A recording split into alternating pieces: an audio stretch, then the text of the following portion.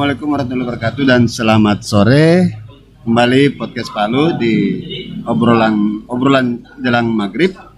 Hari ini Senin, kita menghadirkan narasumber dan pada kesempatan sore ini kami menyiapkan narasumber yang membahas soal kawasan ekonomi khusus yang ada di Kota Palu.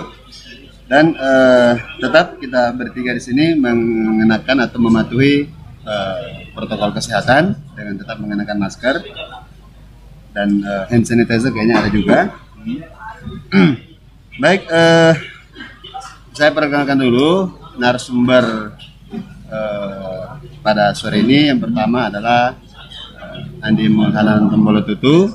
Beliau adalah Direktur Utama PT Bangun Palu Sulawesi Tengah yang membawahi langsung pengembangan kawasan ekonomi khusus di Kota Palu.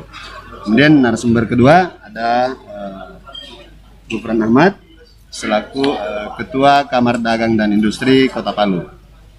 Kenapa kedua narasumber ini kami undang? Tentunya di tengah pandemi COVID, hampir semua sektor itu mengalami perlambatan. Malah ada yang berhenti malah. Nah, kedua narasumber ini kita berharap nantinya bisa mendapatkan atau memberikan penjelasan kepada masyarakat bagaimana sebenarnya kondisi KEK Palu di tengah pandemi COVID-19. Ya. Baik, saya langsung ke Pak Direktur Utama BPST, Pak Andi Mulhanan Tombolotutu. Pak Dirut, mungkin seperti apa kondisi KEK Palu kita di masa pandemi COVID ini? Apakah mengalami masalah-masalah yang sama dengan di tempat lain atau ada sesuatu yang berbeda? Ya. Terima kasih para pendengar dan rekan-rekan yang saya hormati. Ketika kita bicara soal KEK, maka pasti yang ada dalam benak kita itu bagaimana pengembangan kawasan itu dari beberapa aspek. Yang pertama aspek dukungan infrastruktur, yang kedua aspek regulasi, dan yang ketiga adalah aspek kinerja antara calon tenan dengan sumber bahan baku. Kita ketahui bersama bahwa KEK ini diresmikan itu pada tahun 2017, tepatnya 27 September 2017, bersamaan dengan hari ulang tahun Kota Palu. Pada 28 September 2018 kita mengalami goncangan gempa bumi, likuifaksi, dan tsunami. Maka di ulang tahunnya yang kedua pada 27 September 2019 kita baru mulai bangkit. Dan ini 27 September bulan ini kita berulang tahun yang ketiga. Kalau kita melihat fenomena COVID ini, sepertinya kita berdampak. Tetapi alhamdulillah tingkat kenaikan tenan atau tingkat kenaikan peminat di KEK itu justru pasca bencana dan di era COVID ini kenaikannya hampir 100%. Kenaikan Kenapa tenan. bisa seperti itu, Pak? Di tengah masyarakat khawatir akan terjadi resesi, justru sebaliknya. Iya. Ada. Saya bertanya kepada tenan-tenan atau calon-calon investor yang sudah memiliki lahan di dalam, ada 26 perusahaan. Saya tanyakan, apa kira-kira yang memberi motivasi kepada Anda untuk berinvestasi di Palu di era pasca bencana dan di era COVID-19? Ada yang mengemukakan, pertama berdasarkan pengalaman catatan gempa di Jepang, itu seluruh daerah-daerah yang pernah gempa itu tingkat pertumbuhannya itu melebihi sekian puluh kali dari cepat. Karena itu dari catatan mereka di Jepang itu jarang sekali daerah yang kena gempa itu dia kembali lagi gempa itu di bawah 100 tahun, rata-rata di atas 100 tahun. Karena itu mereka berlomba-lomba untuk melakukan investasi. Yang kedua, di era pada saat ekonomi terpuruk itu ini kesempatan emas bagi orang yang memiliki kapital yang memadai untuk melakukan investasi. Nah, dua alasan inilah kira-kira yang menyebabkan kita menerima calon investor itu hingga 26 perusahaan. Baik, mungkin kita tahan dulu Pak Dirut, saya ke Pak Ketua Kadin dulu. Ya, silakan. Ini sebagai induk organisasi atau asosiasi dunia usaha di Palu di tengah pandemi ini, dan mungkin bisa memberi pandangan juga terhadap Kek Palu sendiri. Baik. Terima kasih. Assalamualaikum warahmatullahi wabarakatuh. Selamat sore, salam sejahtera bagi kita semua. Kami atas nama Kadin Kota Palu memberikan apresiasi atas undangannya, kesempatannya untuk menyampaikan kaitannya dengan menyangkut masalah bisnis yang ada di Kota Palu. Ini juga suatu kehormatan saya bisa satu panggung dengan guru saya, senior saya, Kak Tony, yang luar biasa yang telah mengurus kawasan ekonomi khusus di Kota Palu. Kalau kita berbicara secara umum kaitannya dengan kondisi pengusaha yang ada di Kota Palu, kita tahu dari kurang lebih data yang sempat terinput itu di beberapa media yang kita dapat informasi ada 6.800-an sekian pengusaha yang ada di Kota Palu. Awal-awal pandemi itu luar biasa dampaknya, ada kurang lebih sekitar 5.000-an karyawan yang dirumahkan. Jadi kalau kita berbicara data, kaitannya juga ada beberapa juga yang di PHK awal-awal pandemi di bulan Maret, April begitu. Ini memang beda dengan krisis waktu 98. Pelaku UMKM itu memang cukup kokoh begitu kalau berbicara dampak secara konkretnya yang terjadi di pelaku usaha kecil dan menengah. Tapi pasca bencana dengan pasca pandemi ini luar biasa. Jadi segala kaitannya dengan usaha itu semua kena begitu. Harapan ini untuk pelaku UMKM sendiri ini memang bagaimana mensiasati kondisi ini. Berbicara kawasan ekonomi khusus, karena ini fokusnya kita untuk diskusi kali ini, memang anggota khususnya Kadin Kota Palu belum semaksimal begitu dilibatkan katanya dalam kaitannya bagaimana si investasi di Palu itu pengusaha lokal juga ikut diberdayakan gitu. Entah kaitannya itu mungkin secara finansialnya tidak sanggup, tapi ada hal-hal yang memang bisa ikut membantu kaitan bagaimana kawasan Kek ini bisa lebih eksis lagi gitu. Bicara investasi tadi yang disampaikan Katon ini luar biasa, harusnya memang pengusaha lokal juga harus menyiapkan diri, mulai dari kesiapan sumber daya manusianya, SDM-nya, terus perangkat lain-lainnya termasuk finansial ya. Karena kita tahu bersama bahwa kawasan ekonomi khusus ini kan investasi yang cukup besar yang harus bisa pengusaha lokal menjadi dirikan untuk investasi baru begitu. Tidak hanya sekedar mungkin berusaha di tingkat lokal, tapi bagaimana kaitannya upaya untuk melibatkan diri di kawasan ekonomi khusus itu. Saya kira itu gambaran awal dulu kaitannya dengan kondisi. Oke, kita ini sambil ngopi nih Pak. Jadi silahkan. kita diskusin sambil ngopi. Ya, kita santai ya diskusinya. Ya, saya ke Pak Tony lagi. Tadi Pak Tony sempat di awal-awal menyebut justru kenaikannya melebihi di atas 100% di tengah pasca bencana dan masuk di bencana alam COVID-19. Ya mungkin saya justru bertanya, kok bisa kenaikan itu sampai di atas 100%? Itu bagaimana ceritanya itu? Ya, yang pertama kalau kita lihat kenaikannya, kan setiap tenan yang ada yang berminat mengirimkan daftar minat atau LOI, itu kita sudah membangun komunikasi.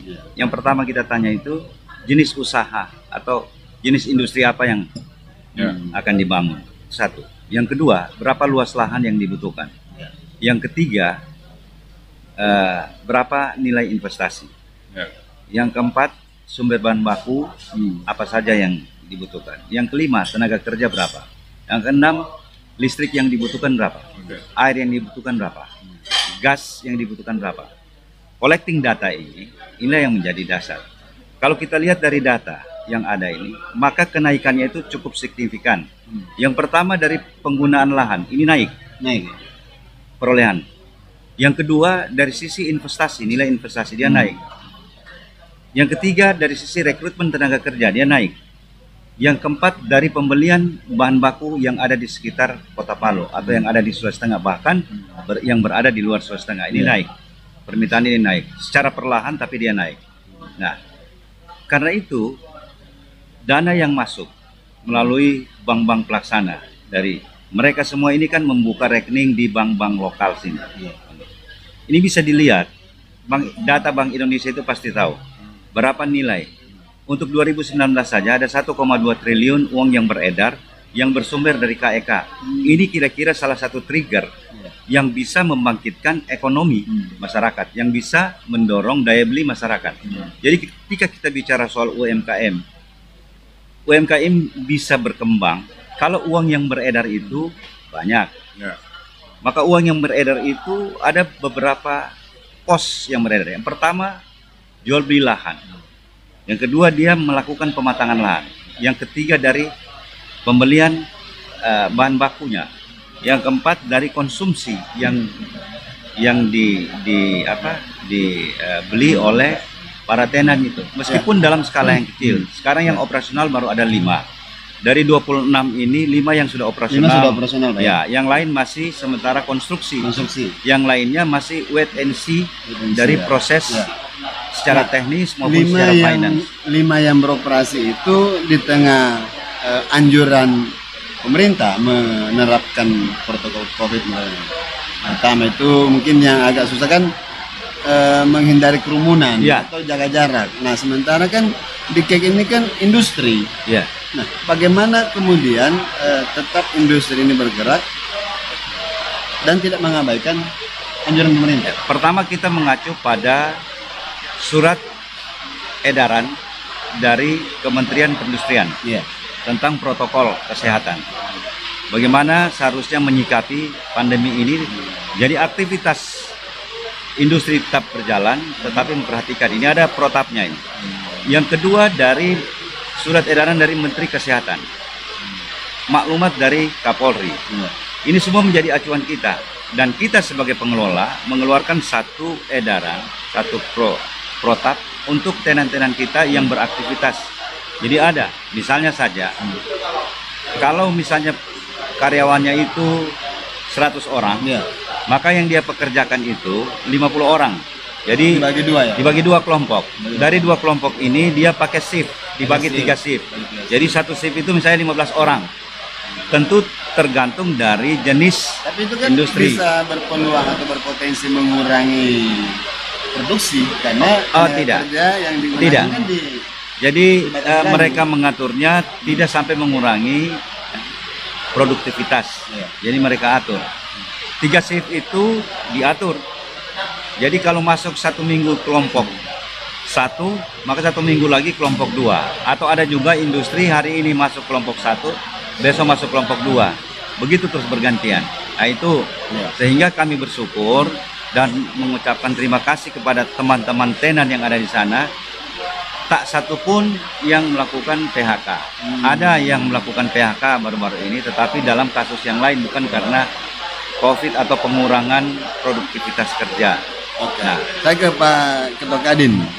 Nah, tadi kan masih ada 26 tenan yang masih posisi wait and see.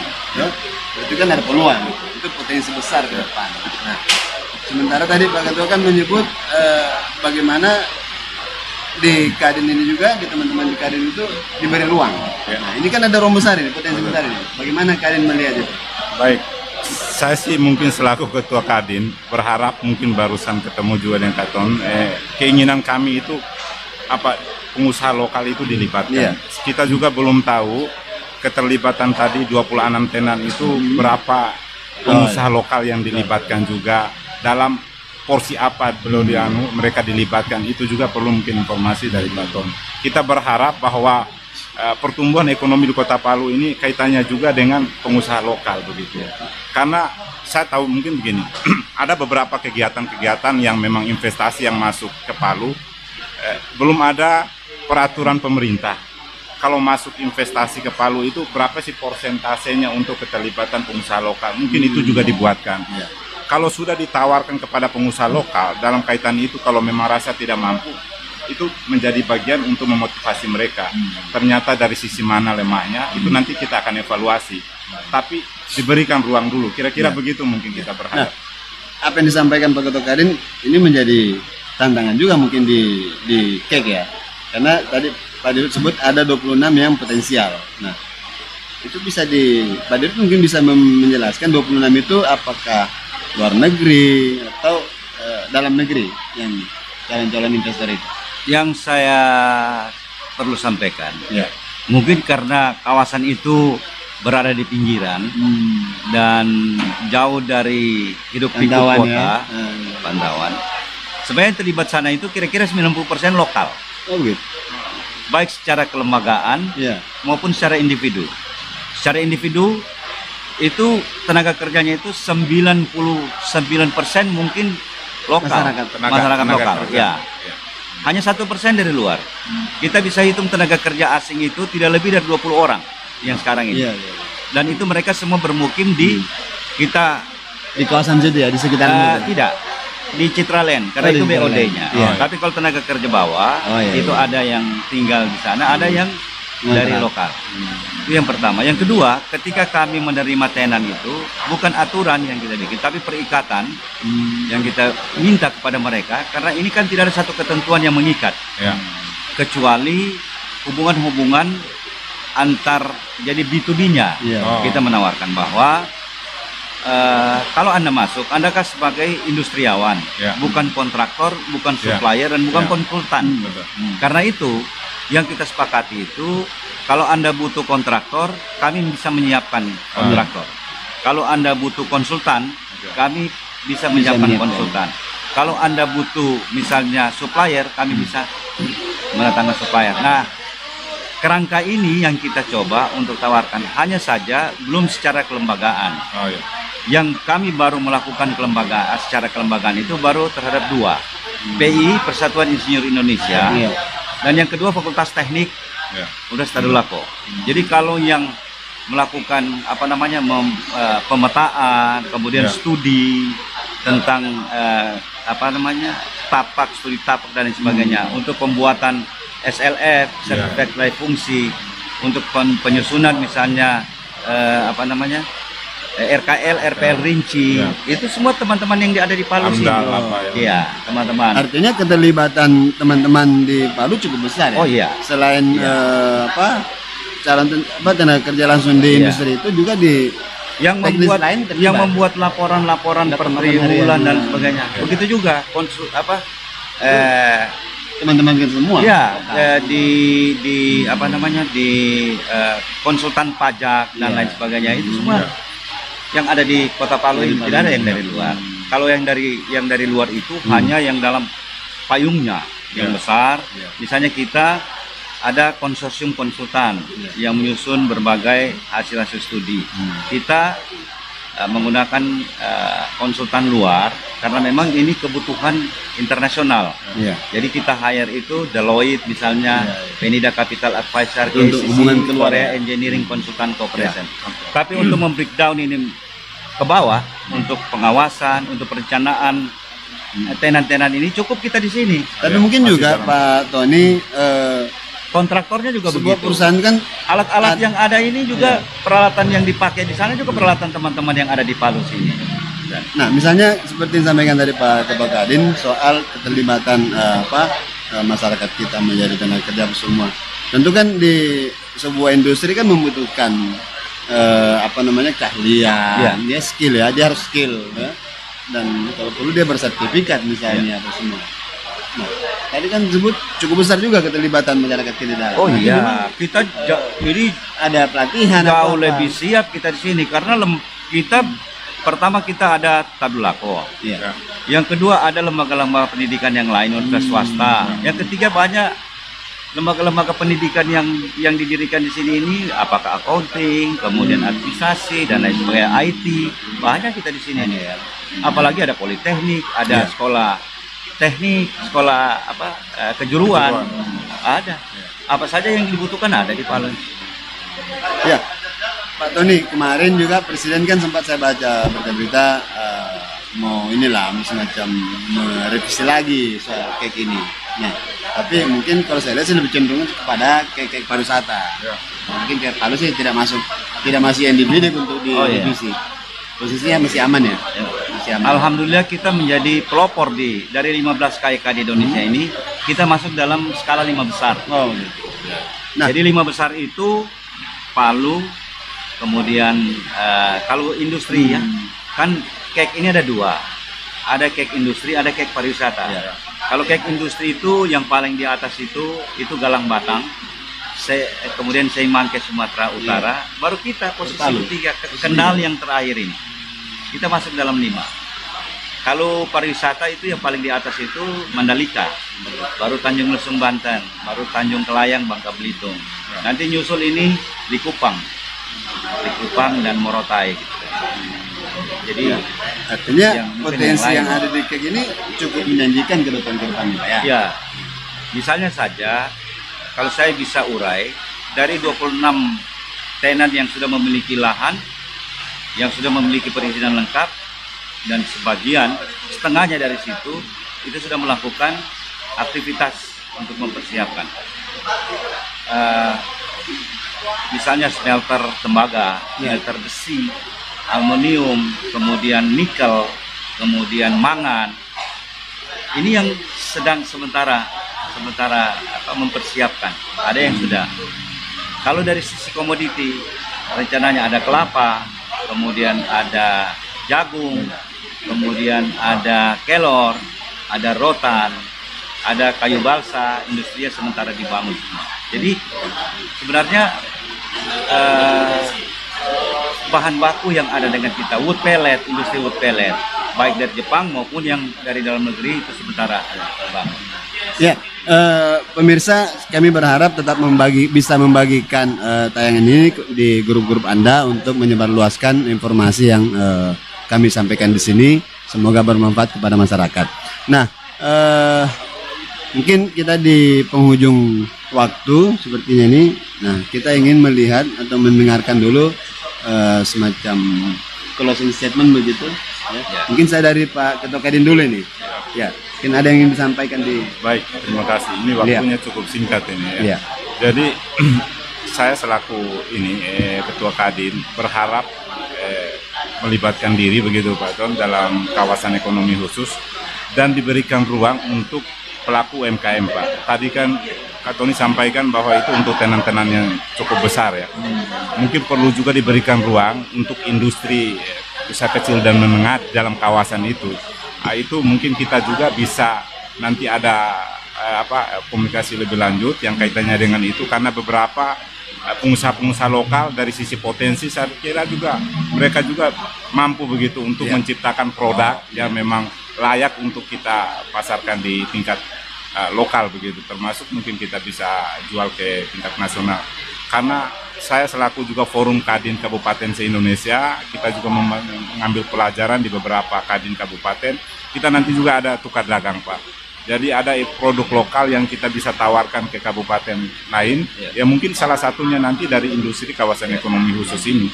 Ya kita berharap bahwa Kak Tony selaku Kepala BPST mungkin diberikan ruang untuk pelaku UMKM di kawasan ekonomi khusus Pak.